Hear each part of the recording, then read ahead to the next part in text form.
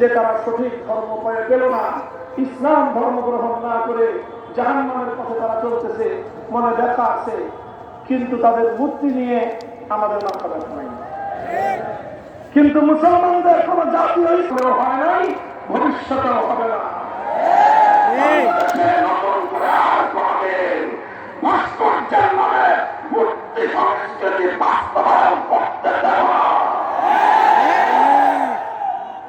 প্রস্তুত থাকবেন তো ইনশাআল্লাহ? আমাদের কাজ হলো ইসলাম ধর্মের পাহারাদারি করা। হাফিজ হুজুর বলতেন যে তোমরা রাষ্ট্র চালাও, ওটা নিয়ে কারাকারি করার খুব আগ্রহ আমাদের নাই। আমাদের জায়গাগুলোকে কাজ করার জন্য নির্বিঘ্ন পরিবেশ তোমরা রাখবা। আমাদের কোনো কাজের ব্যাপারে না করাতে আসবে, না আমরা কেটে ফেলবো। আমার আগামী প্রজন্মের কোন সন্তানকে নাস্তিক করাতে দীক্ষিত করবার কোন পায়তারা বরদাস্ত আমরা করবো না। এই বিষয়গুলোকে বাদ দিতে হবে। আগামী প্রজন্ম যেন ইসলামের নবী মুহাম্মদ আরবি সাল্লাল্লাহু আলাইহি ওয়াসাল্লামের সিরাত এবং তার জীবন সম্পর্কে যেন জানতে পারে। এই ধরনের শিক্ষা কারিকুলাম এবং শিক্ষা সিলেবাস জাতীয় শিক্ষা ব্যবস্থায় অন্তর্ভুক্ত করতে হবে।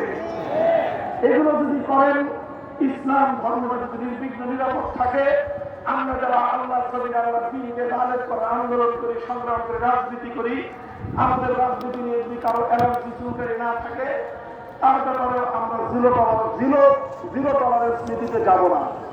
কিন্তু যে আমাদের জমিনে ইসলামের নামে আল্লাহর জমিনে আল্লাহর দ্বীনকে বিজয়ী করবার রাজনীতির উপর আন্দোলন তুলতে যাবে, সে আন্দোলন আমরা ভেঙে ফেলবো। কথা পরিষ্কার। এটাই সিরাতুন নবী, এটাই সিরাতুন নবী।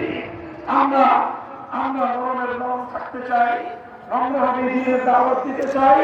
যদি কেউ আমাদেরকে বাধা দিতে আসে, তখন আমরা বাধা দিতে চাই। আল্লাহ আমাদেরকে বুঝবার অভিজ্ঞান করেন। সিরাতুন নবীর সোনালী আদর্শ মোতাবেক আল্লাহ সমাজ গঠন করার তৌফিক আমাদেরকে দান করেন।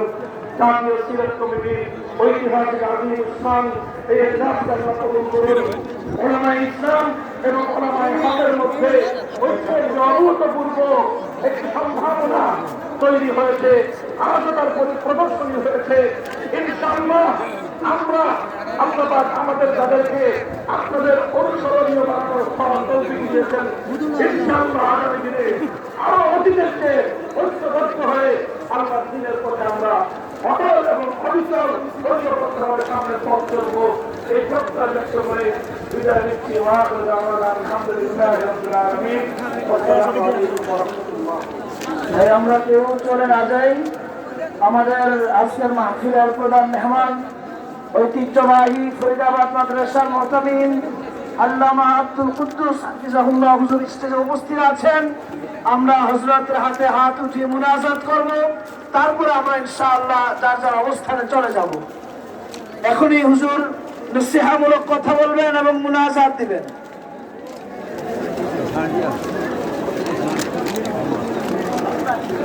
ছাত্ররা আমরা সবাই বসে যাই, ছাত্র ভাইরা সবাই বসে যাই।